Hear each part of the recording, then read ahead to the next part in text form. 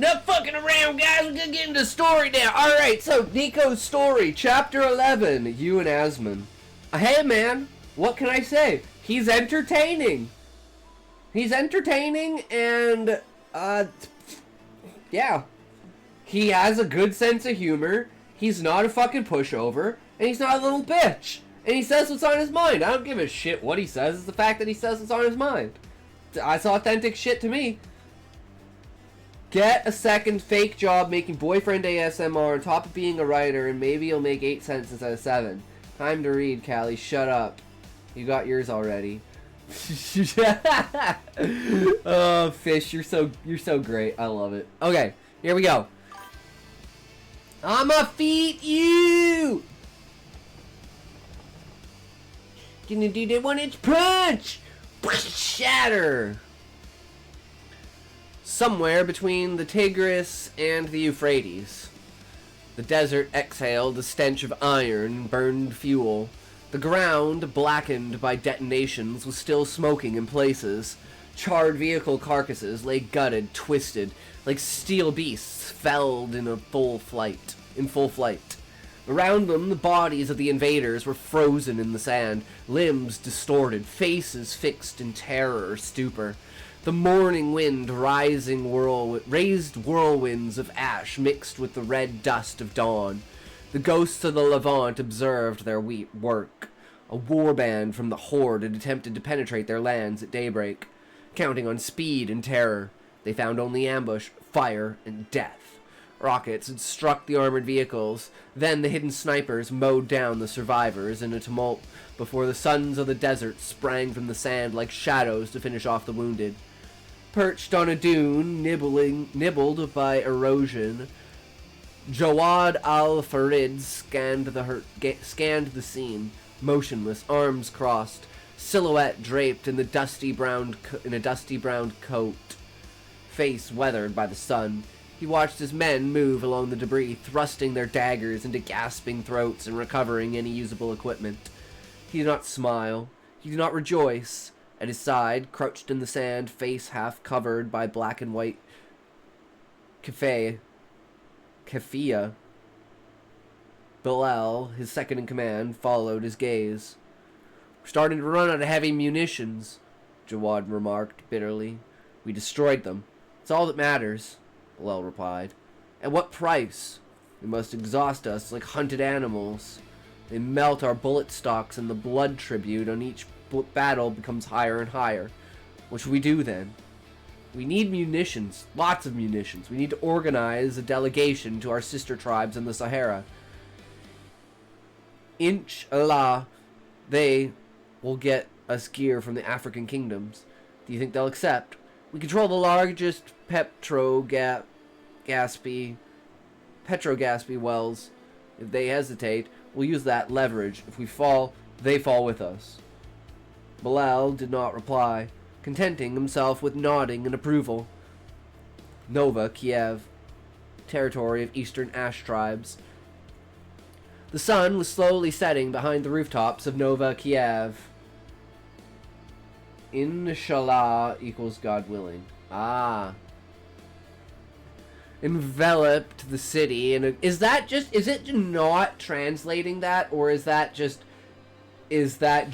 like purposefully used because it's French, but that's not French because obviously it's using other languages and then explaining what it said in the phrase of it, but still in having the phrase in there so you can revert it, right? It's like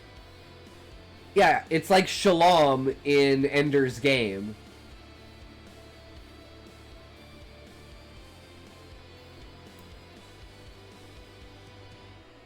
Because it's used very, very heavily and specifically to influence, like, the character because of the religion, right? And then, basically, they adopt it as almost like a war cry.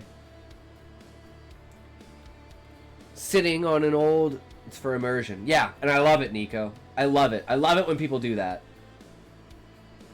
Like, if someone's speaking in an ancient language, you do, like, the language, and then you have somebody translate it, and it feels real, right? And then you can either read it or choose to skip over it or do whatever you want with it, right? find your limits. Read until it's like, okay, I'm done with this fucking shit. Especially when it comes... But it's like when you're reading it on your own, you don't need to worry about how you pronounce it because you're pronouncing it purposefully, right? You could literally change the names if you find something that's hard to pronounce, right? But when you're reading out loud like this, reading someone else's work, knowing what actually pronunciations are is difficult. Sitting on an old wooden crate, Vanya Kurilenko contemplated the deserted courtyard. Around her, her hellhounds, as she called them, silently stood guard. One of them, leaning against a wall, gently strummed a guitar, but the melody, as fragile as it was soothing, found no echo in Vanya's soul. She broke the silence, her voice weary. Told you already, I've abandoned my throne. Why do you still insist? Leader of her guards, a man with a salt and pepper beard and piercing eyes, replied without mincing words, because you weren't just a queen, you were the queen. Vanya Kurilenko, the ghost of the Eastern Plains. You reorganized our army, forged our doctrine, turned Minsk into a fortress. No voivode before you knew how to draw so much power from our meager resources. Vanya did not reply. She stared at the ground, her features closed off. The man continued, calmer, almost pleading. You know that among us, the title isn't given by birth, it's earned. And we chose you. It's not a whim, it's a necessity. Without you, Minsk risks collapsing. She raised her head, her eyes briefly shone in the dim light. Very well, she said after a long silence. Let's return to Minsk. Pardon? Let's return to Minsk, she repeated, standing up. If I must reclaim my place, then I'll do it for our people. The command was executed without a word. The guards immediately stirred, gathering the few belongings, preparing the vehicles. Less than an hour later, the convoy left Nova Kiev, speeding through the dying light across the frost-crackling plains of ice and silence. Only a mere minor skirmish broke the journey. A lone motorcyclist, too curious, too hasty, repelled by a few warning shots. At dawn, the ramparts of Minsk loomed on the horizon, massive, rough, weary, but still standing. The city gates. Is this why you didn't like the chapter, Nyko? Because she just, like, says, fuck it, and just goes back? It says, you know what? I'm so tired of you guys talking about it. Fine, fuck it. The city gates, the sentinels raised their fists to stop them. Vanya got out of the vehicle alone, her long coat swept by the wind. Two guards shone their flashlights at her. Light burst into her face. They recognized her immediately. Their faces shifted from incredulity to stupor, then to an awkward reverence. Fists clanked against breastplates. But before any word was spoken, Vanya spoke. Her firm, clear forged in steel. I, Vanya Kurilenko, Voivodina of Minsk, order the immediate mobilization of our army. Let every man and woman of fighting age prepare. Let our eastern borders be secured. A dense silence followed. The guards remained frozen, petrified. Then one of them raised his rifle. Another one followed, and soon rallying cries erupted. Weapons were raised in a roar of renewed loyalty. The clamor rolled over the gray stones of Minsk. I would honestly reword that, Nyko. It's probably a translation error, but just the way it seems like they raised the weapon to her instead of like pointing the weapon, like lifting the weapon over his head versus raising the weapon, because it sounds like he's raising the weapon to her, and I'm like, wait, what the fuck? And then I was like, oh, okay, that's maybe just a wording thing, but I don't know. Clamor rolled over the gray stones of Minsk like thunder over the plains. The armies of the east will rise for war. Is that another thing you don't like about the chapter? Is that it just seems too easy? Seems like there's no conflict here. There's no pushback. This is just like everyone's... But, I mean, you've been leading and alluding to the fact that everyone back home is waiting for her to return, to take her throne, to lead her people. And she's like, you know what? Maybe I was listening too much to that douchebag husband of mine, and I need to go figure some shit out myself. Am I gonna get assassinated over this? Who the fuck knows? I'm just so tired of it. Don't like this moment. I could see that. I could... It feels out of place. It feels like too easy, right? There needs to be more backbone to it. More push. Like, this is honestly my biggest problem with ShortStories, is that there doesn't really seem to be any conflict. Everything just seems to be rolling forward as it goes. And to me, it's just boring. But that's, like, that's not the type of story I would normally read. But this is. So having that in this is definitely out of place.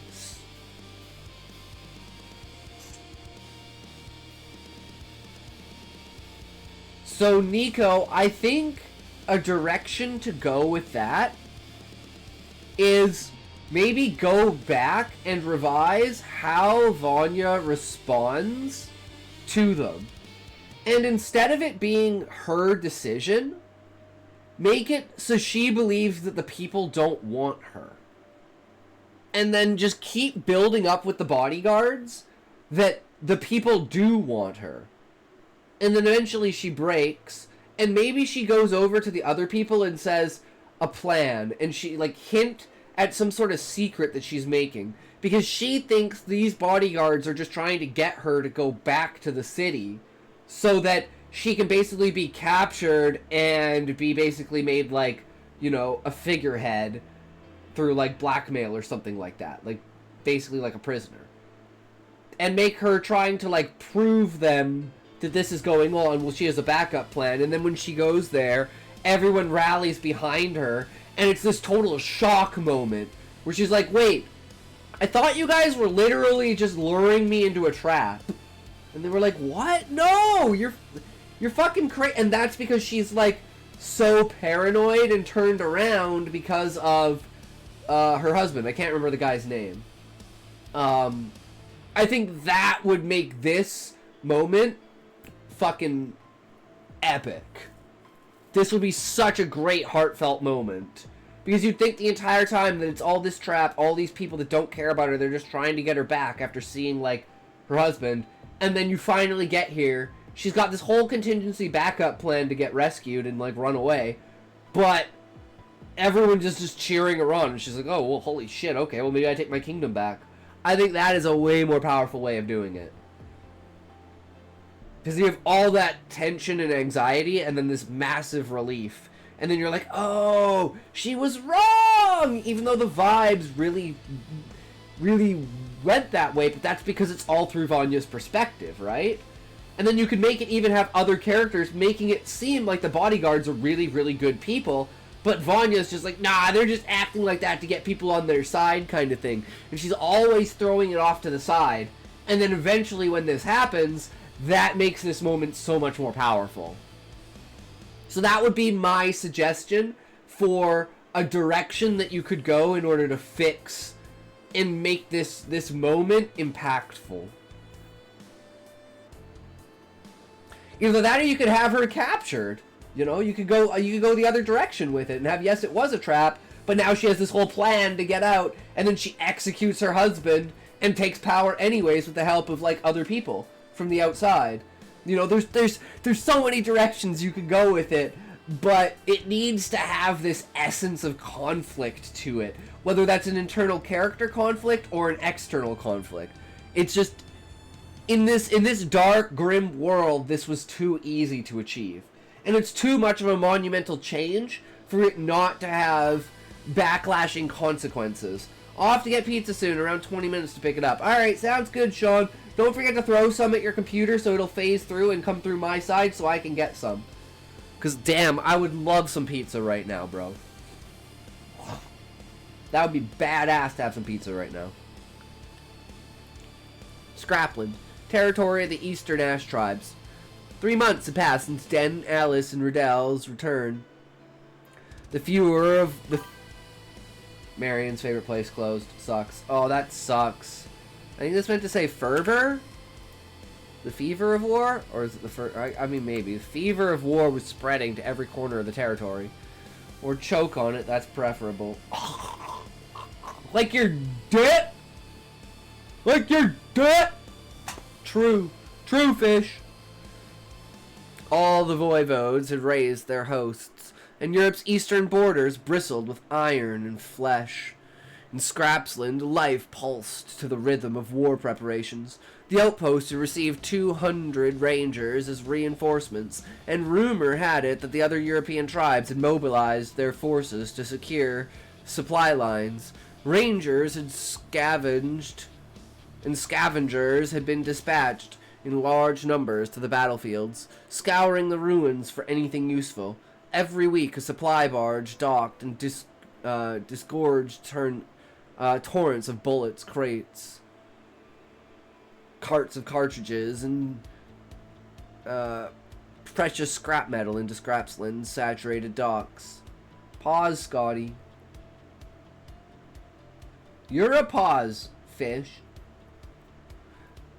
Missions piled up for the small group. Gunnar and Nina had chosen to stay. She, in particular, showed fierce determination. She had a score to settle with the Horde, and she intended to make them pay the price of her blood. This home she had found, she would protect it to the end. Over the weeks, Gunnar and Nina spoke the local language better and better, making exchanges smoother, more natural. Their place gradually anchored itself in Scrapsland's human fabric. A few weeks after their arrival, they had the pleasure of seeing the men from the desert again, descending the Dnieper towards the Black Sea to return to their lands. Rakid had briefly docked, he informed the Burgomaster. The trade would slow down. The ghosts of the Levant needed all the resources to hold their lines. Despite that, he promised that Petrogaspi deliveries would continue as much as possible. It wasn't welcome news. In wartime, fuel was as strategic as steel or munitions. With the massive arrival of reinforcements, new barracks had been hastily erected. Tents improvised from tanned hides, canvases, sewn tarps assembled with stakes and ropes. Precarious shelter, but enough to keep the rain out. Gunnar and Nina found their place there. Nina had asked to sleep in an all-female tent. She had nothing against the other fighters, but her past required a certain distance. This need for privacy was understood, accepted. She quickly made several friends, especially among her tent mates. Muffled laughter, voices by the brazier's light. Confidences exchanged in the night. Of course, not everyone was to her liking, but she had a keen eye. Her natural distrust served as a compass. She knew how to read people. For the first time in her life, she had found a place where she could never lower her guard. It was now a certainty. Europe was her home, and she would fight to defend it without hesitation. No turning back. Gunnar, meanwhile, shared his tent with 4 men and 3 women. He had chosen to stay in Scrapsland for a simple reason. He didn't want to go home. He wanted to get as far away as possible from his village, and especially from her. This outpost, lost on the edges of the east, had become the ideal hideout for him. That morning, Den was pulled from peaceful sleep by a sharp, sinister sound of a shotgun mechanism. He sat up immediately, eyes still blurry, heart pounding in his chest. In front of him, Frank Remington, 870 in hand, dark gaze. By reflex, Den raised his hands. Got 30 seconds to find an excuse, kid. So he desperately searched for something to say. The sheets beside him stirred. Alice's brown head emerged from the blanket. It's okay, Dad. You know he's my boyfriend. You do know. You do what you want, but not under my roof, Frank barked. Alright, okay. You can stop pointing at my guy, please. Next time we'll do it somewhere else. Promise, Den stammered.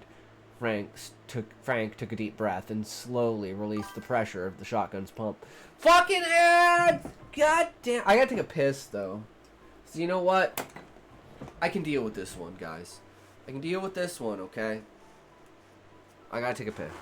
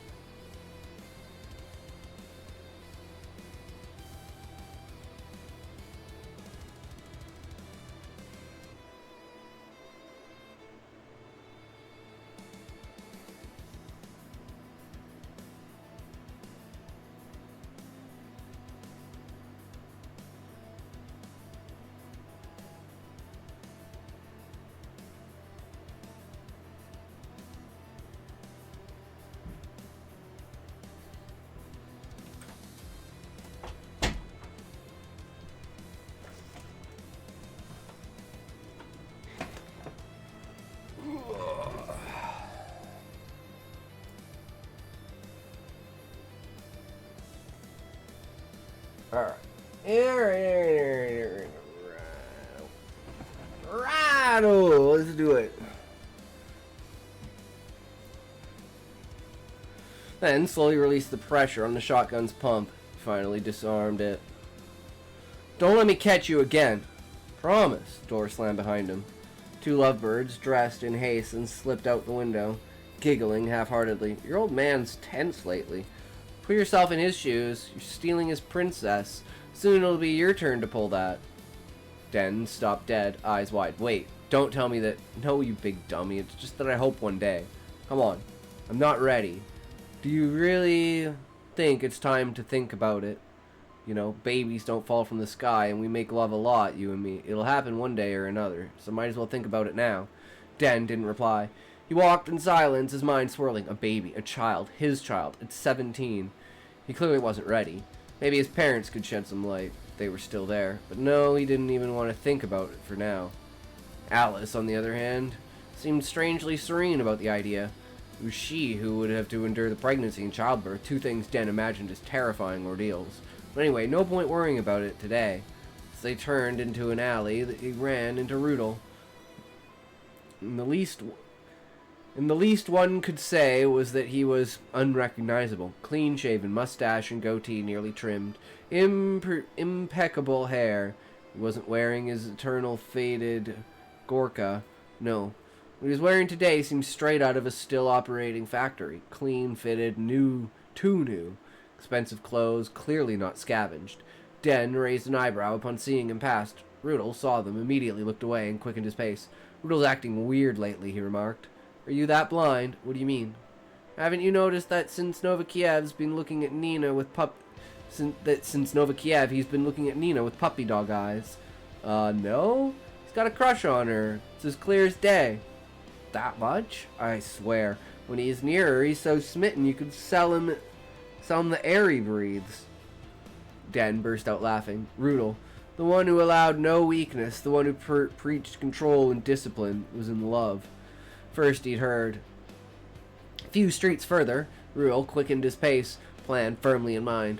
The mess halls opened in 45 minutes, just enough time to pass, by chance, near the Rangers' barracks. He stopped for a moment in front of the cracked window, smoothed his rebellious lock, and adjusted his collar. Visual check. Okay, breathe. Breath check. Okay. He chewed aromatic leaves, rinsed his mouth with clear water. His father had even remarked that he smelled a bit too good for someone supposed to live in a world of soot and rust. He continued his way through scraplands, bumpy alleys, under the twisted lattice of rickety walkways connecting the upper floors of the buildings. Nothing had changed. This chaos of rusted steel and corded sheets, this absurdity suspended between survival and collapse. It was home, a refuge, and today he was going to reunite with the only soft light in this metallic mess. The area reserved for reinforcements buzzed with activity. Bare-knuckle duels improvised under the cheers of betters. Soldiers washing laundry on boards, bare-chested and cold, talking in low voices. Passing by the field armory, the heady smell of machine oil and powder drew a smile from him. He slipped his hands into his pockets, adopted a nonchalant air, and walked at a leisurely pace. He considered whistling, then thought better of it. That would be too much. And then, almost naturally, he drifted towards Nina's tent.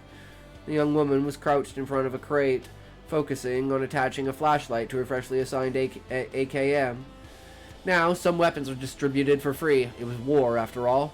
Looking up, she spotted Rudel walking nonchalantly among the tents. Back straight, detached air, scent, smells, all of it reminded her of the yurts from her past. But here, curiously, it didn't cause discomfort. Here, she felt good. She waved to him, a smile on her lips. Rudel responded and approached. Hey, Nina said with a smile. Oh, hey, Nina, Rudel replied. You were here? I live here, she answered with a smirk. True, but I didn't expect you to... Well, Rudel didn't need an excuse to spend time together. Oh, yeah. We've been around each other for a while now, and you've taught me everything about this place. Rudel smiled and briefly looked away. This spontaneity pleased him a lot, especially the fact that she appreciated his presence. After she was she fooled about his intentions? Maybe yes, maybe no. Probably no. He was about to suggest they go eat together when a siren blared. An emergency. Alert! Combat personnel assemble! Alert! Combat personnel assemble! Alert! Shit. There went his plan. Nina reacted faster than him. She grabbed her bag, tied her boots, and rushed toward the town's main square. Rudel grumbled inwardly and followed her. Central Square formed a circle surrounded by the dilapidated dwellings of the city center. It had been designated precisely for gatherings. It was paved with wooden planks, and weapon racks and ammo crates were arranged around the perimeter of the desk-shaped esplanade. Garlands arranged like a spider web woven overhead completed the picture. On the square, dozens of rangers and scavengers were assembled. The burgomaster, Alexander Pavlichenko,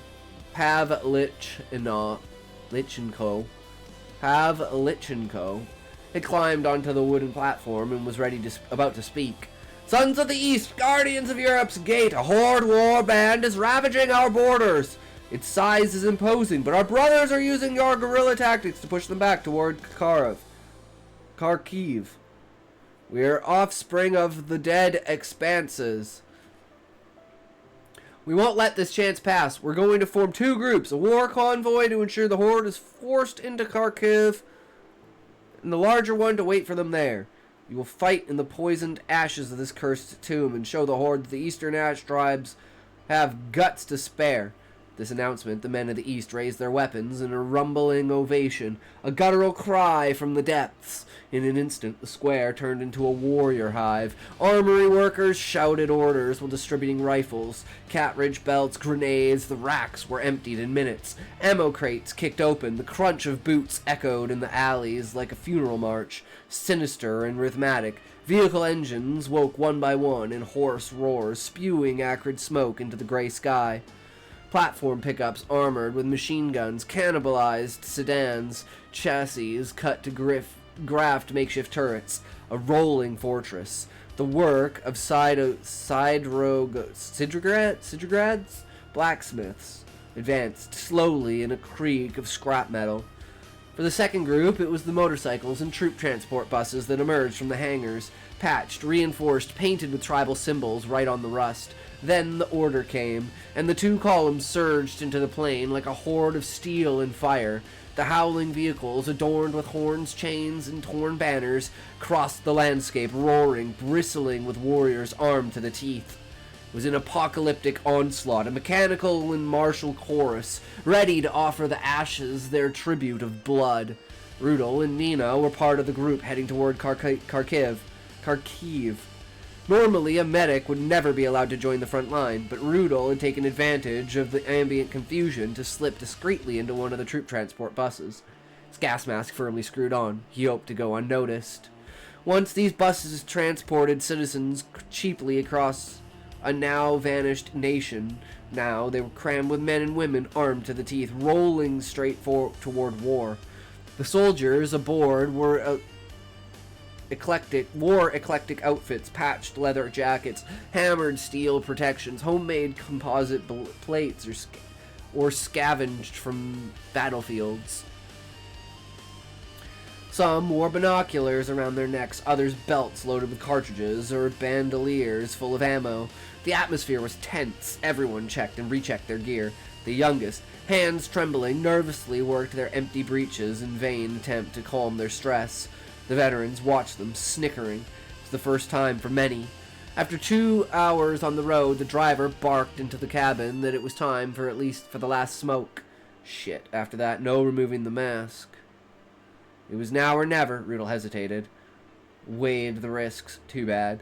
He was going to get chewed out, that was a given. But at this point, he didn't care. He removed his mask and lit a cigarette, lowering his head to stay discreet. No luck. Rudel? Cried a ranger, sitting across from him. Damn, Sergey. You know this pretty boy? Another asked. You bet. He's patched me up twice. This guy, he's a doc. What the hell is he doing here? Putting everyone in danger playing hero. Throw him off the bus and let him walk back to Scrapsland. Shut your traps, bellowed the driver. No time for your bullshit. Sit back down and smoke. Quick if you must. The Geiger counter's starting to climb. An annoyed silence settled and everyone returned to their seats. Remarks continued to fly in low voices, but no one protested aloud anymore. Rudel stayed silent, drawing on his cigarette with apparent calm, but he felt Nina's gaze on him, inquisitive. "What's all this fuss about?" she finally asked. "They're griping because I'm a medic. I don't see the problem. That's pretty cool, right? You're our life insurance." "Not if I die. Medics are too rare, too precious, and in principle, we're never sent to the front line." Quick flash of deja vu. Was it from Mad Max, Fish?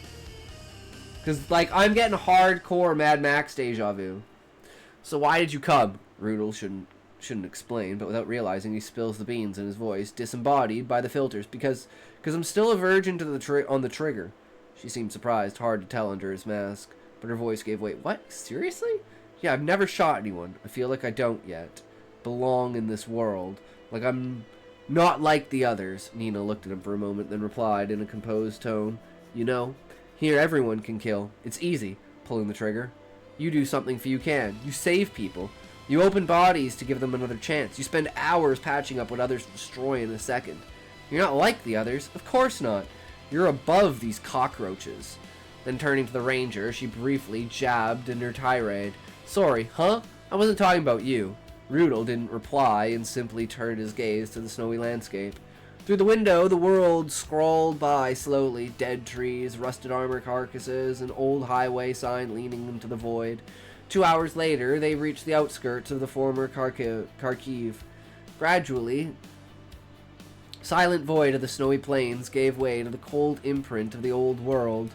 The bus snaked cautiously between abandoned vehicles, skeletons, frozen in the ice of time. Nature, patient and stubborn, had reclaimed its rights. Thick roots pierced the cracked asphalt, engulfed collapsed facades, wrapped around ruins like stone fingers. The dirty, packed snow covered much of the roadway, turning the progress into a slow, uncertain slide. Everywhere, sharp icicles hung from dislocated cornices and balconies, threatening to fall at the slightest vibration. Gutted buildings stood like mutilated giants, their gaping innards open to the void. It was a city frozen in its own agony, haunted by the shadows of those who had lived there, and those who would fight there again. Once the convoy entered the ghostly arteries of the city, the order came: dismount. 343 rangers and scavengers from all walks deployed into the soiled snow. The ground crunched under their steps, muffled by the ruins and the echo of their massed breaths. Combat groups were formed on the fly, with brief gestures and barked orders. Glances frequently turned to the Geiger counters, whose uneasy clicks reminded that Kharkiv hadn't just been ravaged by war. It was also sick, irradiated, dangerous. The mute vestiges swallowed the men like a sleeping beast. Columns dispersed into abandoned neighborhoods, advanced slowly between gutted buildings and streets obstructed by rubble. The order had been clear. RPG gunners and snipers were to take high positions. Commanders had predefined the axis towards which the horde would be channeled. A wide avenue piercing one of the city's peripheral districts, one saturated with Soviet-era high-rises. It was a tactical choice. These apartment blocks, the panelkas, offered ideal concrete cover, natural firing angles, and numerous hides. On the top floors, rocket teams set up methodically. Snipers positioned themselves in 1 or 2 levels below, scope scanning the horizon between dust curtains.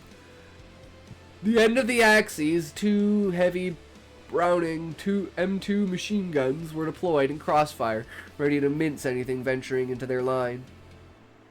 As for the rest of their forces, they were scattered on the ground, floors of buildings ready to pounce on their prey. The trap was set. All that remained was to wait. First, the stress was palpable, but instructions had been given to relax until the spotters detected the horde. A wise choice. Orange alert could only be maintained for 2 or 3 hours and required a rest phase, and they needed to conserve their strength to be at full capacity when the horde arrived, switch to red alert, and deploy their full potential. Rudel was sitting with a group in the hall of a building. Staircase was collapsed and the building's facade was gutted in places, allowing easy emergence while providing cover. Insulation here was a very distant memory, lost in the annals of time, the biting cold seeping in and stagnating between the interior walls. Rudel rubbed his hands. It wasn't comfortable. It had been over 4 hours in the contaminated zone. Wearing his gas mask for so long was highly unpleasant. Sweat, damp hair stuck to his skull, and still, luckily, he only had a mohawk. As nicotine withdrawal caught up to him, the group leader suddenly stood. "Alright guys, I just got command on the walkie. This'll require coordination to avoid shooting each other by mistake. So no one moves without my order. Rudel, you don't charge up. You shoot from the window." "What? You think we'd let a doc go break his neck? You got an AS Val. You shoot the armored ones from the window. Got it?" "Pfft. Yes, Chief. Don't worry. Given what's coming, hidden or not, you'll have plenty of time to lose your virginity." The statement made the group members laugh. However, it sounded far less amusing to Rudel's ears. He straightened up, ready to verbally tear to his chief, when one of the guys sitting near him grabbed him by the pants to force him back down. "Calm down, kid. If we're trying to preserve you as much as possible, it's because without you, we're basically dead men walking." "Exactly," another chimed in. "War's like Russian roulette, except with a doc, you at least have a chance at a respawn ticket." Rudel couldn't help his lips from curling slightly. The group saw him as the keystone, the central element without whom everyone was screwed. No, it's dashes. The entire thing is done in dashes, Fish, not in quotes. That's just how it's written. So anytime you see a dash, that's the beginning of a dialogue line. It's just because it's translated so that the format is fucked. So just imagine that this is the start of a new line, right? And then when the dialogue's over, it would go like that. That's how I'm imagining it in my head, but it doesn't really matter. Rudel couldn't help his lips from curling slightly. And whenever this happens, this is a split in a paragraph as well. No worries. This is a split in a paragraph as well when they connect like this. So that's how I can keep track of like how to structure like reading the story, right? Where to take the beats and the breaths, right? Rudel couldn't help his lips from curling slightly. The group saw him as the keystone, the central element without whom everyone was screwed. A few minutes after, the radio crackled. The horde was coming. Spotters reported about 50 vehicles. Luck was on their side. They shouldn't be much more numerous than them. That suited their plans. As defenders, a balanced ratio was all to their advantage, especially with the war convoy that had herded the horde toward them. Herders would be the hammer, and they the anvil on which the raiders would shatter. Normally, a minimum ratio of 3 attackers to 1 defender was recommended. Rudel smiled under his mask. They were going to eat them alive. The ground vibrated under the spiked wheels of pickups and armored trucks. The horde convoy advanced, panting, roaring. Torn banners snapping in the wind, blaring horns echoed against the leprous facades. In their grilled cages, machine gunners howled, drunk on speed and war fever. Lead vehicle, now! Rockets launched like fire serpents. The lead truck exploded in a spray of flames, hurling chunks of rusted armor everywhere. The rear, another salvo disintegrated the last heavy vehicle. The column froze, trapped in the avenue. And the storm descended. The 2 Browning M2s thundered like angry gods. The crossfire turned to the artillery into a killing ground. Raiders fell in clusters, screaming, shredding. Fugitives tried to take cover and were picked off by the snipers above. But the horde, even trapped, was not docile prey. Pickup parked sideways opened fire with a 50 cal on the heights. Bursts of concrete flew around the snipers. Spotter collapsed, head exploded, eyes still glued to the scope. Another sniper threw himself back, wounded in the side. Other Horde warriors leapt from their vehicles, firing blindly into windows, into shadows. Indiscreetly, cocktails were thrown into buildings, forcing some defenders back. An explosion rang out from the first floor of the Penelka, hurling burning rubble into the stairwell. Rudel, at his window, spotted an armored silhouette armed with an RPK light machine gun. The man was sweeping the line of hidden shooters. Rudel aimed. Tack, tack, tack. 3 bullets. 1 in the throat, 2 in the chest. The enemy staggered, collapsed, but barely had he caught his breath when a homemade mortar shell crashed not far from his building. The blast shook the walls. Rudel flattened himself to the floor. Fuck, they have DIY mortars. Below, the melee erupted. Assault groups had thrown themselves into the fray as the M2s overheated. Bursts, grenades, bayonet thrusts. The raiders put up fierce resistance, howling slogans in a guttural language. Some fought with spiked maces, others with shotguns, firing point blank. The Rangers responded with order and fury, sweeping steel corridors and makeshift armored vehicles with shotguns or machetes. The streets became a labyrinth of screams, explosions shattering glass and blood. Rudel reloaded. He spotted another armored figure trying to take refuge in a building. He aimed at the chest. Tack, tack, tack. The man tumbled from the roof, disjointed. Kharkiv was burning again, but this time it was the Horde bleeding, and the fighting raged in Kharkiv's ruins, with smoke, blood, and cries mingling with the clamor of weapons. A new rumble rose from the plains, not that of a retreat, not that of Horde reinforcements. No, it was heavier, more aggressive, more ordered. The characteristic sound of the Ash tribes. Modified engines, war horns chained, klaxons altered into mechanical beast cries. And suddenly they appeared, bursting at full speed into the Horde column's rear. The war convoy, flanks painted with ashes, steel maws open, charged the enemy column's rear. The remaining raider pickups tried to turn, but it was too late. A recovered and modified EBRC Jaguar tore the air with its 40mm cannon, pulverizing a Horde-led vehicle in a flash. Around it, hunting motorcycles leapt into alleys, warriors clinging to the back, Kalash in hand, firing wildly. The hammer had just struck the anvil, caught in the crossfire. The Horde attempted one last surge. Some raiders threw themselves at the Allied lines with axes, howling to their last breath. Others tried to flee through buildings, only to fall on the still posted snipers, implacable. On the ground, amid charred carcasses, a silence gradually rose. Silence of ash. Steam hard-won victories. As the dust settled over Kharkiv, the radio crackled again. "No one move! Loss estimate!" Everyone immediately got to work. Bodies were gathered and counted.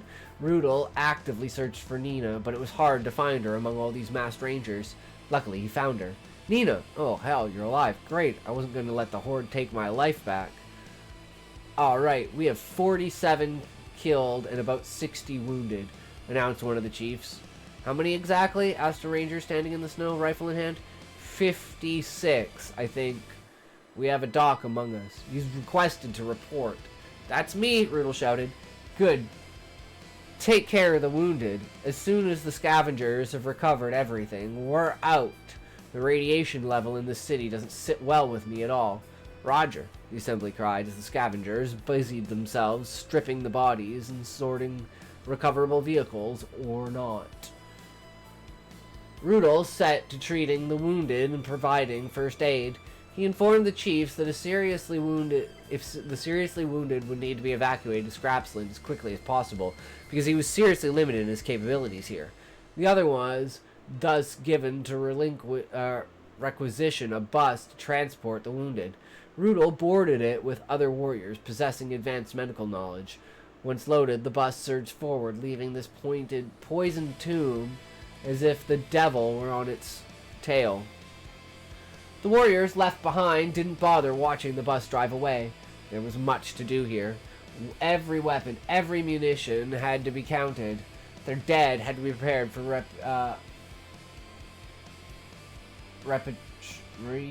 repatriation. Even though it had cost 47 of their own lives, their sacrifice had not been in vain.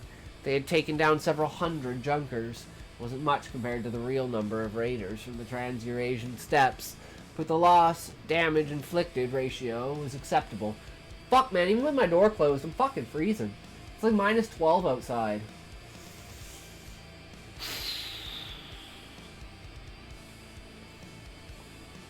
Acceptable as it was, this result still graded 47 dead was a lot for Scrapsland. Inevitably, young ones would never see their mothers again. Widows would demand answers. No time to dwell on it further. They'd spend too much time in this radioactive mausoleum. Scavengers had already restarted the horde vehicles that could run and siphoned fuel from the still smoking carcasses that were pointless to revive. Alexander Pavlichenkov, burgomaster of Scrapyard, was leaning on the wheel of the man of war. His battle throne. His truck, modified into a mobile fortress, was driven only by him. Originally, it was a super heavy tanker truck whose walls had been cut to allow turret installations like an old-time bomber's. The entire structure had been reinforced with 1.5-inch steel plates. Custom machining done by Siderograds. Blacksmiths cost him a fortune. Around the vehicle, scavengers loaded the salvage into the tank. One of them climbed onto the cab's running board and knocked on the door. "What is it?" Alexander asked without moving. "Picked up an SR2, Veresk. My lord, it's for you." The man handed him a compact-looking SMG. The weapon reused a Kalash breech, but miniaturized. The barrel, short enough to recall a pistol's, blended into the light body. Magazine clicked into the grip like an Uzi, yet the whole thing breathed industrial finesse. Alexander removed the magazine, pulled the breech to save the weapon. Fucking ads.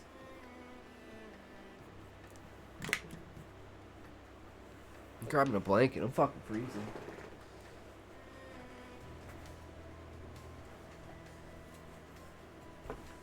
Do some bullshit. Do some fucking bullshit.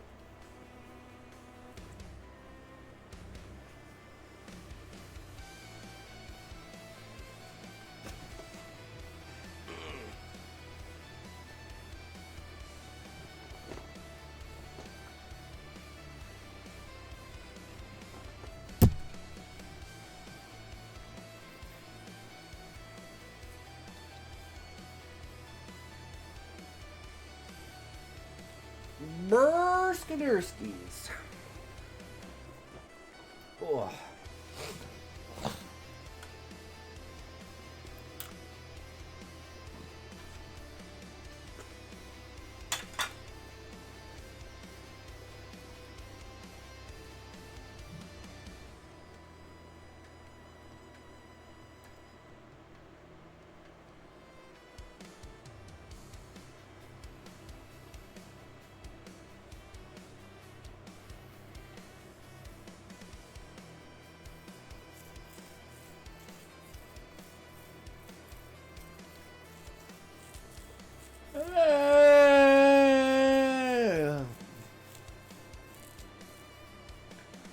We back? Alright. Alexander removed the magazine, pulled the breech to safe the weapon, then examined it closely. And the ammo? The scavenger handed him a belt pouch, equivalent to 3 magazines. It's all I could find. Alexander inspected the cartridges. First glance, it looked like 9mm parabellum, but the case was slightly longer. The bullet, however, was unique. A copper jacket enveloped in dense steel core, which protruded slightly from the projectile's tip. He smirked. Cartridge designed by a cruel mind. The wide, heavy jacket tore unprotected flesh, while the sub-caliber core pierced plates capable of stopping the main mass. A bullet to kill men, whether naked or armed. A few minutes later, someone knocked on the truck and shouted, "We've loaded everything, we can go!" Alexander didn't need to be told twice. He started the engine and brutally shifted to launch the man-o-war toward Scrapsland, followed by his host. On the road to Scrapsland, 2 more wounded slipped through their fingers. Damn it. Rudel had long known you couldn't save everyone, but he still hated the moment when he had to announce it to loved ones. There were only 5 of them to care for 54 wounded, as much as trying to hold back a tide with bare hands. In the engine's roar and the bus's jolts, everyone did their best to keep the survivors conscious, breathing, stable. Driver spared nothing. She pushed the old bus beyond its limits, maneuvering like a possessed woman, headlights piercing the fog and melting snow on the road. They knew they wouldn't arrive within the critical golden hour, that window where survival chances are maximal after major trauma. Too many kilometers, too little time, but they could still limit losses. That was enough to persevere. Inside, the swerves made care nearly impossible. Every turn tossed bodies, every bump threatened to reopen a wound. "Easy," Rudel yelled, fingers clenched in a metal bar. I almost gutted him. "Don't waste time trying to operate here, handsome," the driver replied without lifting her foot. "Better to get them back to base full speed. There you'll have all the gear to save them." He struggled to stay upright, tossed in the central aisle. Floor shook under his feet. Cries mingled with the clinks of makeshift medical equipment. "You'll kill us if you keep going. But if it works, we can save a ton," she shot back, jaw clenched. Taking the bet, the vehicle rattled on the bumpy road, jolting with ruts, full-speed turns, and engine spasms. Sweat beaded under Rudel's mask. His back was soaked. The air was saturated with muffled cries, painful rasps, and the metallic smell of blood. Crouched near a wounded man laying on the bus floor, between 2 other bodies bound with tourniquets. The man's face was chalky. He panted, eyes rolled back towards the ceiling. Something was wrong. "Breathe deep," Rudel ordered. Nothing. Thorax rose only on one side. The left stayed frozen. Dead. He listened, removed his left glove and placed his palm on the chest. No vibration. Mental click. Thoracic asymmetry. Gently tapped both sides of the ribcage with his fingers. Tap, tap, tap, tap, tap, tap. Left side sounded hollow. Shit. Tympansium. He stood abruptly. "We have attention... pneumo. We have attention pneumo," he yelled. "Huh? What?" a soldier asked. "What's that?" "No time to explain. You at the wheel, what's your name?" "Rosa." "Okay, Rosa, I need you to slow down now. On my signal, you can go full speed, but right now I have to pierce his chest. Doctor's orders, life-threatening emergency." Without waiting, he ripped open his kit, searching for something to improvise a drain. A rubber tube, a scalpel, duct tape. He's missing one thing. "Please. Those who can still stand, tell me you have strong alcohol." A guy sitting on a seat, leg bound in a tourniquet, tossed him a flask. "Here, homemade gut rot." Perfect. Doused the patient's chest, the scalpel, and the tube with the booze, then inserted one end of the tube into the flask. He sealed it with duct tape and incised the 5th intercostal space. Luckily, Rosa had slowed, otherwise he would have gutted him.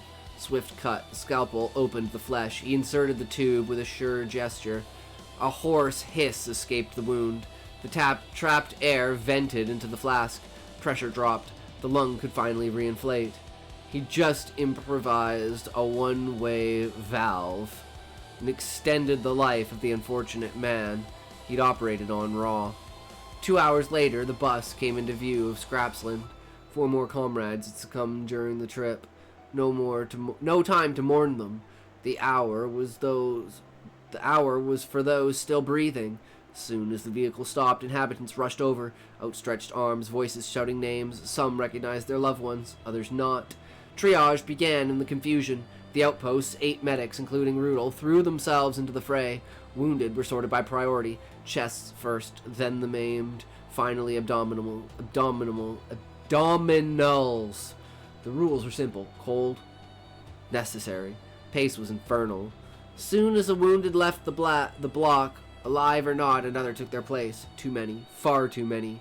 Some were redirected to neighboring villages to ease the pressure, but in Scrapsland the slaughter continued. It had been 3 hours since Rudel waded in blood, guts, and screams, and the evening was far from over.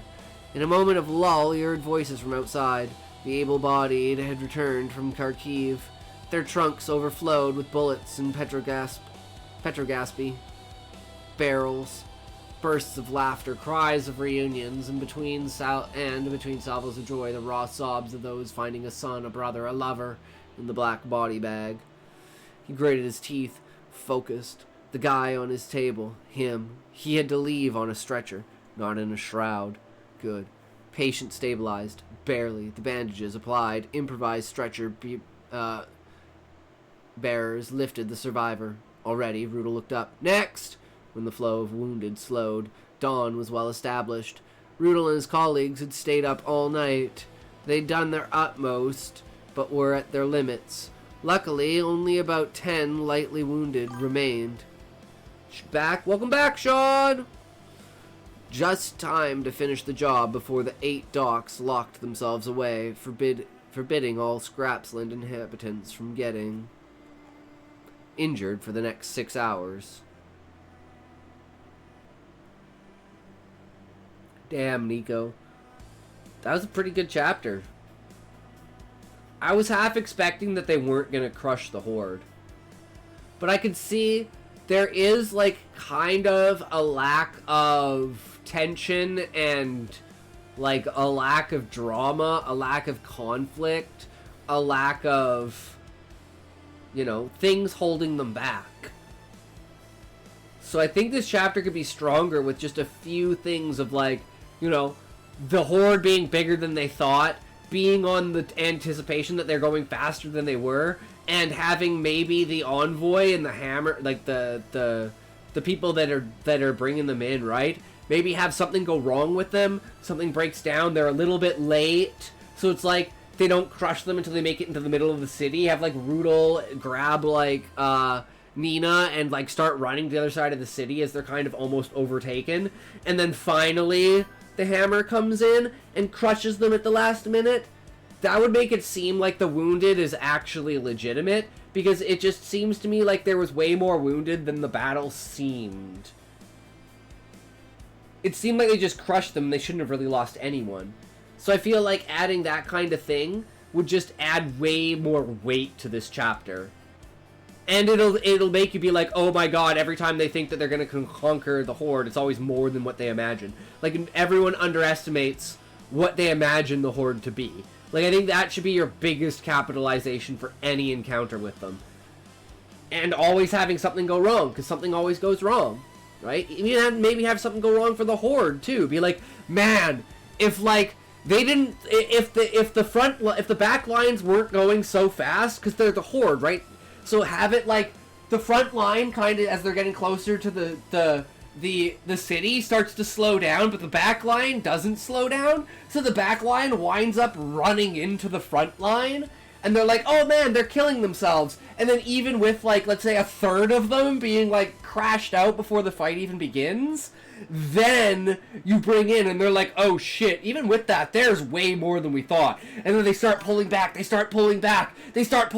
They're like, where's our backup? Where's our backup? And it's like, the backup had trouble. They're down. We gotta hold them off for like 3 more minutes before it comes down. Backing them up, and then boom, the hammer comes down and strikes everyone out.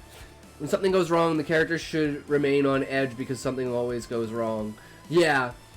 I feel like this chapter is just absolutely missing tension and stakes. Really, that's what it is. But other than that, it's great. It's just, you need like 3 or 4 small things that will build all of that up and play off of that, right?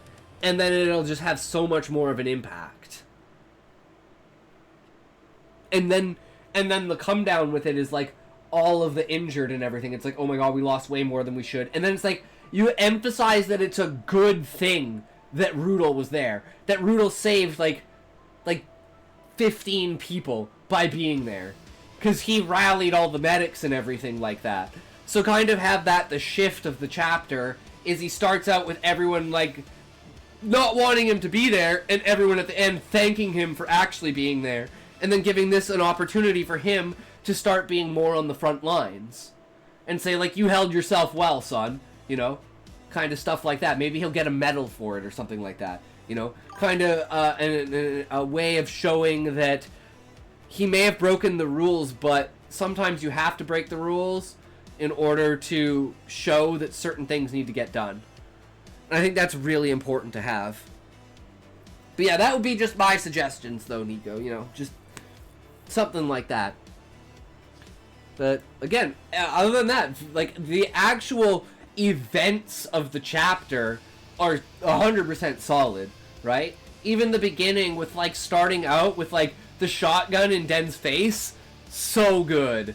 So good. Absolutely loved that. And then shifting the perspective back over to like Rudel and you know, not including Alice and Den in this, because it's just like a small off-raid, and it's purposeful that Rudel is going here without, you know, Alice and Den. Maybe at some point he can get put into their squadron, and then that brings all three of them together, right? And now they've got like the scouts and the medic. Yeah, thorough chapter. It didn't feel long. I'm gonna tell you that. This, for 6,000 words, this chapter did not feel long because it was just go, go, go, go, go, go. So the writing and the pacing was spot on. It's just the conflict is what was missing its weight, right? Sean, are you ready now that you're back? Perfect timing.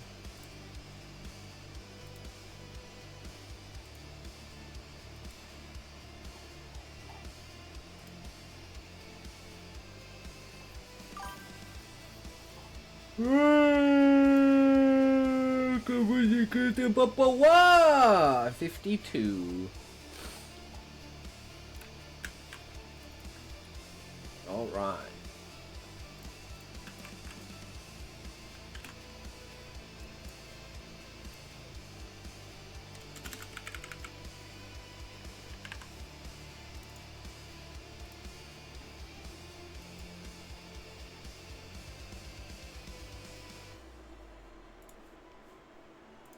Alright, it's toke time. Get your tokes ready, guys. Get your tokes. Talks tokes. Are you ready? Are you ready for this?